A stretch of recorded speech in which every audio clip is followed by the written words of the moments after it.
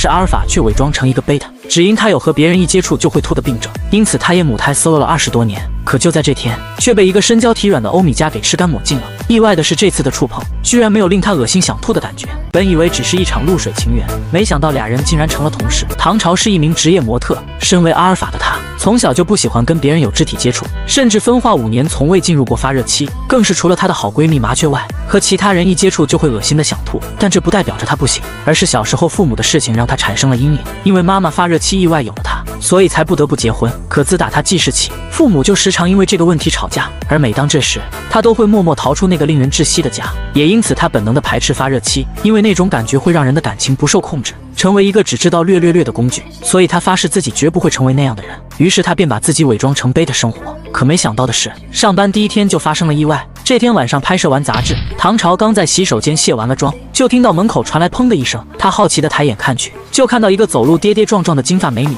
那人脚踩高跟鞋哒哒哒往卫生间里走去。擦肩而过的一瞬间，唐朝还以为是哪个喝多的贝塔，可鼻子却闻到了一股很浓烈的信息素味，那是 Omega 才会有的味道。难道他这是发作了？就在他思索之际，女人已经面色桃红的转头看向他，下一秒更是直接将他咚在墙上。可不等他反应，女人已经变本加厉凑到他耳边轻声道：“你是阿尔法吧？帮帮我好吗？”看着怀里娇软无力还处于发热期的 Omega， 唐朝诧异自己为什么没有想吐的感觉，反而觉得那个味道很是香甜，让他无法拒绝也无法推开。翌日，还沉浸在温柔乡的唐朝从床上醒来，本以为昨晚的荒唐只是一场梦而已，可身体传来的微妙感让他异常清楚，那的确是真的。他居然跟一个 Omega 略了。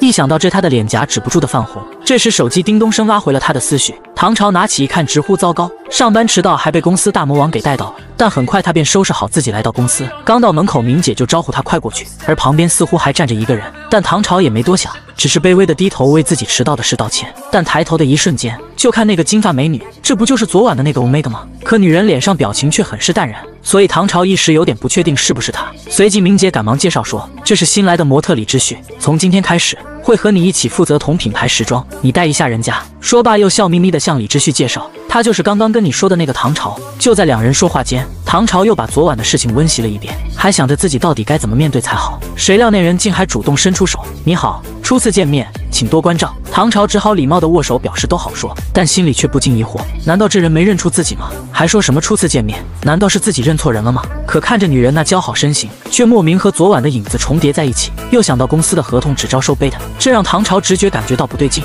于是他快步上前假意理了理对方的衣领，实则是想看看脖颈上有没有腺体。可那光滑白皙的肌肤上面啥都没有，这让唐朝更加忍不住疑惑，难道昨晚他遇到的是这人的双胞胎姐妹吗？可是这未免也太扯淡了吧，因为想得太过入迷，丝毫没注意刚刚被他触碰的人。此时脸色竟可疑地泛起了一丝红晕。一路上，明姐给两人安排着今天的行程，李知旭乖乖地回复说他都没问题，而唐朝就那样歪头看着他，脑子里又莫名想到昨晚的不可描述，那直勾勾的眼神让李知旭有点招架不住，便开口打断道，不知道唐小姐这样看着我是在想什么？闻言，唐朝一整个人开始紧绷，脸色爆红地说，没事，只是觉得李小姐长得很好看。话落，李知旭嘴角勾起一抹轻笑，打算跟她约法三章。首先自己不喜欢和人有亲密接触，希望唐小姐以后不要不打招呼就随意触碰我的身体。其次就是自己不爱交际，除了工作以外不想受到打扰。最后就是好话不会说第二遍。那冰冷的语气里满满充斥着一种压迫感，让唐朝不禁有点无语。李小姐，你人真的很难相处。谁知对方听后却笑意更浓，呵呵，是啊。唐朝瞬间人麻了，好好的美女怎么竟长了张嘴呢？紧接着两人来到公司摄影棚，明姐告诉两人布景灯光已经弄好了，便让他们先去换衣服，随后又指了指另一边，表示试衣间在那。说罢便让他多照顾下新人李知旭。可眨眼的功夫，旁边的人却不见了，这让唐朝不禁有点炸舌。像李小姐这种特立独行的人，还需要我照顾吗？随后他便来到了试衣间，推开门的一瞬间却眼神一惊，里面的人赫然是李知旭，而他身上只穿了件宽松的衬衣，这让唐朝瞬间脸色一红，想到刚刚这人在车上说的话，随即慌忙表示抱歉，要不然自己先出去吧。谁料对方却叫住了他，没事，你进来吧，我换好了。说罢便打算转身离开，不料李知旭锁骨的红印却引起了他的注意。等等，刚刚那个不就是自己昨晚就眯了一口的地方吗？ Local， 他没有看错，那绝对就是草莓印。但已经走到门口的李知旭却是满脸问号，心想这人怕不是个傻子吧？为了弄清新同事是不是他的419对象，身为阿尔法的他却像个小娇妻，不仅脸红心跳的埋在欧米茄怀里，甚至还差点被性激素弄得腿软无力。随着相机的闪光灯咔嚓作响，唐朝就觉得身体一激灵，总感觉闻到了一股浓烈的性激素，这让他瞬间就不淡定了。难道是因为刚刚经历了发热期，所以身体还处于敏感的状态吗？结果下一秒就脚下一软，好在被李知旭一把给搂住了胳膊，才使得他勉强能支撑着没有倒下去。我说这才5分钟，你不会就不行了吧？唐朝连忙从他怀中挣脱，连连表示没事，可以继续拍摄。闻言的李知旭却是微微皱眉，当即向摄影师示意自己妆有点花，想要重新补个妆，这分明就是想给他争取休息时间。唐朝看着那人的背影，心里竟升起一丝感动。随后他便来到卫生间，捧起冰凉的冷水胡乱拍在脸上。他愣愣地看着镜子里羞红着脸的自己，果然还是头一次发作就如此激烈，所以导致身体出现了敏感的变化。但一想到刚刚李知旭为他解围的样子，他的脸就忍不住又红了，脑子里竟又浮现出那晚的模样。虽然说李知旭很像昨晚与之春风的欧米茄，可俩人的态度却有着天壤之别，一个热情似火，一个冰冷疏离。想着想着，身体竟涌出一股触电的感觉，却被人敲响了卫生间的门。助理示意说拍摄马上要开始了，于是唐朝只好收拾好心情，全身投入到拍摄工作中。只是李知旭脖子上的痕迹真的很可疑，他必须要确认一下才行。刚好这时摄影师让俩人换下一套衣服，于是唐朝当即表示自己有一个不错的想法，既然要体现少女的依存，那不如就让其中一个穿羽绒服，俩人靠在一起互相取暖，这样拍摄效果应该会比较满意吧。说罢又暗自得意，只要待会儿让李知旭脱掉衣服，那拍摄时他不就能更清楚地看到那个痕迹吗？谁知却被李知旭反将一军，这个提议很不错呀，那就请唐小姐脱吧。而摄影师也表示有点意思，不如我们试一下吧。这让唐朝瞬间脸色羞红无比，怎么跟自己想象中不一样呢？真是可恶啊！不过转念一想，既然等下要靠在一件羽绒服下拍，那岂不是谁脱都没关系？靠在一起总有办法看得到吧？然而却事与愿违，李知旭不仅换了件衬衫，而且还一副满脸得意的样子。不过没办法，工作还在继续。俩人在摄影师面前摆着 pose， 却被告知还需要靠近一些，于是两个小脑袋瞬间凑到了一起，这让唐朝脸色羞红无比。虽然自己那晚还他触碰没有想吐的感觉，可李知旭却和他约法三章，说过他也不喜欢肢体接触来着。不料肩膀上却突然伸出一双手，随后把他紧紧搂进了怀里，甚至是整个拍摄期间，他都被李知旭抱在怀里，这让他内心小鹿乱撞。什么情况？不是说了不喜欢肢体接触吗？而且为什么他会有发热的感觉？难道是发热期还没过去吗？直到拍摄结束，唐朝才得以喘息。要是再抱下去，他可能真的会那啥。然而就在李知旭起身时，他却发现对方的脚踝磨破了，便担心地询问要不要紧。李知旭神色如常，表示没事，然后便在包里一顿翻找，拿出了一沓创口贴，又用凉水冲洗了下伤口，最后熟练地将创可贴贴在脚后跟。弄完后便提着自己的鞋，对他示意说：“我先去换衣服了。”看着李知旭离去的背影，唐朝更加好奇他是何方神圣了，便问明姐：“这位是你签约进公司的吗？”却被告知说是老板之前去意大利看展会时遇见的服务生，觉得条件不错就挖回来做模特了，好像还答应了他什么条件。闻言的唐朝有些失落，那看来真是自己认错人了。片刻后的他敲响了试衣间的门，原来是想问李知旭换好衣服没。李知旭表示还没有，于是唐朝便结结巴巴说：“要不然我先出去。”却听对方说：“不用啊，一起换不就好了？难不成你还怕我看你身体？”闻言，唐朝有些心虚的不敢看他，没想到下一秒，李知旭就开始解领带了。那直勾勾的眼神看得他浑身不自在，他当即皱着眉发出灵魂质问：“唐小姐，你在看我吗？在看哪里？”结果唐朝顿时小脸羞红，指了指脖子，问他锁骨上的痕迹是啥。听罢的李知旭十分淡然了摸了摸锁骨，表示只是过敏而已。难不成你以为他是草莓？说罢又往唐朝面前凑近了几分，结果唐朝关键时刻居然怂了，结结巴巴说：“的确挺像的呀。”李知旭瞬间露出一抹玩味的笑，然后直接脱掉了衬衣，紧接着又一把拉住了唐朝的手。既然你这么想知道的话，自己来检查一下不就好了？唐朝的脸瞬间红得像煮熟的番茄，一时不知道该怎么办才好。就在手即将触碰到那片肌肤时，更是被吓得转身落荒而逃，嘴里大喊着：“妈妈呀，有人撩我！”见此的李知旭才呼出一口气，随后从裤兜掏出手机，发了条微信说：“还好没被发现。”看看这满背蚊子包就知道有多激烈。直到下班后，唐朝都尴尬的不敢看李知旭，甚至还主动保持了2米的安全距离。还是明姐打破了二人的尴尬，说今晚有个聚餐，为了庆祝李知旭刚签到公司，接着几人便来到了一家饭店。与此同时，还有公司的其他模特。明姐相继为李知旭介绍了几人的名字。这个看起来就很型的红发美女，名叫祝慈，是公司的头部模特，戴眼镜看起来很斯文的叫秦楚，还有个小模特叫莉莉安。一番客套后，祝慈便热情地坐在李知旭旁边问，得知他刚刚回国肯定没住处，便问他要不要住公司宿舍。明姐赶忙接着道：“咱们公司有免费提供住宿，不过是2个人一间，目前还有唐朝和祝慈的宿舍没满，知旭你可以选一间入住哦。”而一旁的唐朝却是满脸嫌弃：“我劝你不要跟祝慈一起住的，他是个喜欢动手动脚的大变态。”闻言的李知旭表情很是担忧，看来是没有单人间了，那自己欧米茄的身份岂不是很容易暴露？却听秦楚说莉莉安过段时间要回俄罗斯，等他走了我就搬过去和唐朝住，这样知旭你就可以单独住一个房间了。闻言李知旭意味深长看了一眼唐朝，不用了，或许唐小姐也更习惯一个人吧，所以我就和祝小姐一起住吧。说完邪魅一笑看向祝慈，可以吗？祝小姐。祝慈十分开心的比了个开心的手势，表示没问题。不过既然都要成为室友了，以后直接叫她名字就行。吃完饭送走明姐后，几人也决定一起回宿舍。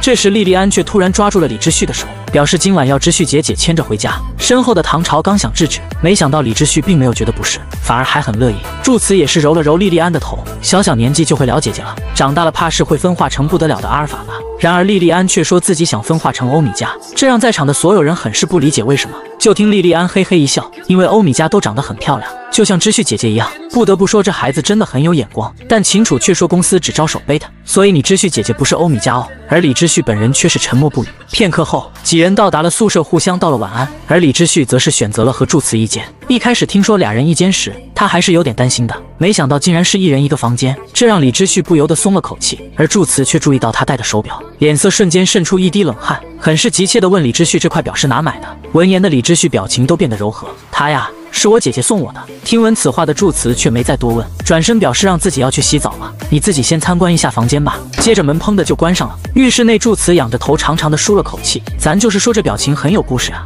而此刻唐朝一边泡澡一边刷着手机里的香艳视频。本来他禁欲了20多年的身体从不会对任何人发情，可自打昨晚跟那个欧米伽共度春风后，今天他的身体都一直处于敏感状态，还以为自己那个从不发情的毛病好了。然而看了那么多香艳的画面后，他的身体却没有任何发热的感觉，这让唐朝不禁松了口气，随后才放下手机走出浴缸。只是一想到白天他咄咄逼人地问李知旭锁骨的红印，还因此差点冒犯了人家，于是他便打算去跟对方道个歉。片刻后便敲响了李知旭的房门，结果一开门就看到对方身着一身清凉的睡衣，这下唐朝瞬间就不淡定了，但还是没忘自己是来道歉的，便递着手中一箩筐的鸡蛋，有些不好意思地说：“这是土鸡蛋，用来炒西红柿，超好吃的。侍卫今天是一件冒犯你的事赔礼的。”李知旭有些汗颜地看着面前的鸡蛋，谁家好人没事送人鸡蛋？不过他还是接下了礼貌，说了声谢谢。见此，唐朝满脸开心：“李小姐明天有面试，我朋友的摄影展，你有没有兴趣一起去？”却被李知旭言辞拒绝了。我想我有说过，除了工作以外不想被打扰吧。不过谢谢你的鸡蛋，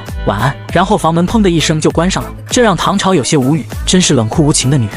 而李知旭回房把鸡蛋放进冰箱后，却急不可耐冲到了卧室，随后从包里掏出了一瓶药，赶忙倒了一枚胶囊在手里，看着手中的欧米伽专用药丸，脑海竟浮现出刚刚唐朝向他赔礼时那白里透红的脸颊，唇瓣嫣红又饱满的样子，这也促使他的呼吸都变得急促起来，而这正是发热期还没过的症状。他直接一把将药丸放在嘴里，随着喉咙攒动，那股躁动才慢慢恢复平静。没想到的是，晚上睡觉时他却再次梦到了唐朝，对方还在他脸上吸溜了一口，吓得李知旭一下就清醒了过来，才发现是一只橘猫趴在自己身上。本就对猫这种动物过敏的他瞬间不淡定了，还差点没把床给掀翻。听到动静的祝慈还以为出了什么事，就看到李知旭瑟瑟发抖地躲在被子里，这怎么还有猫啊？祝慈上前一手抱起小猫咪，它呀叫克鲁克山，是我之前捡的流浪猫，不过我这2天要出差，拜托了唐朝过来帮忙照看，到时你注意别让猫出家门就行。李知旭嘿嘿一笑，表示没问题。片刻后，祝慈已经收拾好了行李，而李知旭也换好了休闲装，准备去跑步。于是祝慈又嘱咐了几句，又让他注意安全。没想到意外还是发生了，李知旭沿着小区跑了几圈后，却发现自己找不着回去的路了，而且导航什么的他也没看懂。正当他急得跳脚时，却被人给叫住了。回头一看，原来是唐朝。真的是你？你怎么在这儿？出来吃早饭的吗？李知旭闻言眉头轻蹙，唐小姐，我家怎么走？原来是迷路了呀。不过这里距离咱们小区还是挺远的。然而还没等他说出具体的路线，身后的滴滴车司机就按了声喇叭。糟了，我的车到了，我现在还要赶着去展馆。李小姐，不然你先跟我走吧。就这样，俩人坐上了车。而唐朝也没有想到李知旭会接受他的邀请，刚刚他只是脑袋一热就那么说了，毕竟昨晚才被拒绝了，现在单独相处起来还是很尴尬的。片刻后，俩人便到了展会现场，而门外早已围满了粉丝，这让李知旭有些好奇，你的这位朋友是很有名气的摄影师吗？是啊，小麻雀他很有摄影天赋，从小就拿了不少业余奖项，正式入行后又斩获了很有分量的新人奖，有不少摄影爱好者都是他的粉丝，他的作品你看了之后肯定也会喜欢的，我这就带你去看他。说着，俩人已经走到了休息间，结果刚进门就看到自家好闺蜜唉声叹气的。唐朝瞬间有些担忧地看着汪雀，展会还有半个小时就要入场了，你怎么这么没精神？于是汪雀便详细说明了情况，原来是他的摄影作品在搬运时不小心损坏了，而新的替补作品则需要几个小时才能打印出来。就在俩人说话的期间，李知旭却不小心看到了什么，原来是墙上挂着的一幅相片，引起了他浓重的兴趣。咱就是说这身材比例真的绝了。而一旁的小汪却看到后，瞬间有些激动地拉住了唐朝的手，我想到办法了，于是便想邀请李知旭做他的临时模特，表示酬劳什么的不会少的。唐朝有些汗颜地观察着李知旭的表情，看样子不会是生气了吧？没想到李知旭沉默了片刻后却答应了，但我不需要钱，只有一个要求，却被唐朝打断了。等等，李小姐穿的这身衣服合适吗？当然不合适了，我去找块漂亮的布给她做裙子，你快点把上衣脱给她。李知旭有些不好意思地轻咳了一声，那个内衣也需要借我一下。嘴上说着让人家跟自己保持距离，却主动问人家晚上要不要在家里留宿，瞬间空气的变得暧昧起来了。殊不知俩人早就共度了一夜春风，而现在更是让人家把内衣借给他，这让唐朝瞬间一脸黑线。不是前天还要让我保持距离吗？随着展会的开场，李知旭便穿着她老公的衣服当起了展会的临时模特。不得不说她真的很漂亮，看看这大长腿，还有这迷离又不失焦距的眼神，瞬间惹得围观群众纷纷鸡叫，大喊着姐姐我可以。这也让唐朝有种感叹，没想到简单的造景也如此有氛围，这样的人天生就属于镜头吧。于是他不知不觉就拍了一张老婆的美照，咱就是说拍就拍呗，你脸红个泡泡茶壶啊。接着唐朝就跑到洗手间偷偷欣赏，还用手把屏幕放大了看，看着看着脸就红了，身体也传来了一股燥热的感觉。原来他的发热期还没过呀，甚至还偷偷奖励了一下自己。等到了展会结束后，李知旭只要了一张照片做报酬，对此小麻雀当然十分乐意，当即掏出手机表示，那我直接把副作品转给阿潮，让他发给你。闻言，唐朝有些尴尬地挠了挠头，其实我也没有李小姐的微信。于是，在好闺蜜的助攻下，三个都成为微信好友。而等回到公寓后，唐朝借着喂猫的名义，光明正大地进了李知旭的宿舍，表示还要顺便一起吃个饭。于是唐朝便打开冰箱，还好里面有菜，还有他上次送的鸡蛋。李知旭就那样看着他的背影，随后露出一个宠溺的笑。这时门铃却响了起来，原来是秦楚和莉莉安。听说唐朝要做饭，就想来蹭饭的。然而刚进门，秦楚就发现了不对劲，知旭，你身上穿的衣服是唐朝的吗？是啊，今天发生了点事，所以我找他借的。闻言，秦楚却一脸你看我信吗的表情，随后还醋意满满说，唐朝你今天不是去看小麻雀的摄影展了吗？原来是和知旭一起去的呀。俩人瞬间就聊了起来，而李知旭只是看了眼手机，心情就瞬间变得低落起来了，随即起身告诉表示，唐小姐我今天累了，衣服的话等我洗好了再还给你。然后就哒哒哒的回了自己卧室。而身后的俩人欲言又止。回到房间的李知旭回忆起了姐姐，在他15岁时，姐姐就提着行李箱离开了他，说是要出去打拼，临走前还给了他一部手机，知旭要是想我了就可以给我发信息哦。然而直到这么多年过去，他都没再见过姐姐一次。于是唐朝打开手机，翻看着白天向小麻雀要来的照片，而上面的人赫然就是他姐姐。这时门口却传来了沙沙的动静，打开门一看才发现是莉莉安。他好奇地捡起地上的纸条，原来是想邀请自己一起吃饭。唐朝见状也赶忙询问他要不要一起吃个东西，莉莉安特地为你留的。李知旭本想说算了，可是莉莉委屈巴巴叫他姐姐嘞。吃过饭后，莉莉安又拉着他的手撒娇说要看电影，这让他想到小时候的自己也是这样，很喜欢跟姐姐站在一起，所以他由着莉莉安撒娇卖萌了。结果唐朝却放了一部恐怖片，还自顾自吐槽着特效太假了。莉莉安也表示认同，他都看到背后的假发了。闻言，李知旭却有点不好意思，说自己不敢看了，于是便硬着头皮陪俩人看完了电影。而莉莉安也靠在沙发上睡着了。唐朝便抱起莉莉安，那我先送她回去了，明天那股面试通告你也会去吗？李知旭应了声恩，那我们明天见。直到门咔的关上后，唐朝脸又红了，因为他刚刚表现的真的很期待。与此同时，李知旭有些心情复杂的关了灯，然后脚底抹油似的冲进了卧室，砰的一下关上了门，最后唰的就躲进了被窝。果然不该看什么恐怖片的，看来今晚得开着灯睡觉了。然而直到20分钟过去他都没睡着，于是他决定起床倒杯水喝。谁料刚走到客厅，就听到门口传来嘎巴的声音，吓得李知旭羞的就把手机给甩飞了。什么东西啊，不要过来！结果唐朝就探出了小脑袋，是我刚刚手机忘在茶几上了，我可以进来吗？得到同意后，唐朝走进去却踩到了自己的手机。见此，李知旭很是抱歉，我明天赔你个新的吧。唐朝却表示没事，明天先去修修看能不能用，只是现在开不了机，而他明天还有工作，害怕明姐到时找不到人。那我先联系明姐说明你的情况，明天我们一起去怎么样？唐朝略微有些尴尬，是可以了，不过明早没有闹钟，我怕睡过头。闻言，李知旭有点不知道该咋办了。那唐小姐，要不然你今晚就留下来住。结果话落，俩人脸上都浮起一丝红晕。我的意思是你可以睡住祠的房间。唐朝讪讪地表示我自知道，但其实刚刚有1秒，他想的是不是一起睡。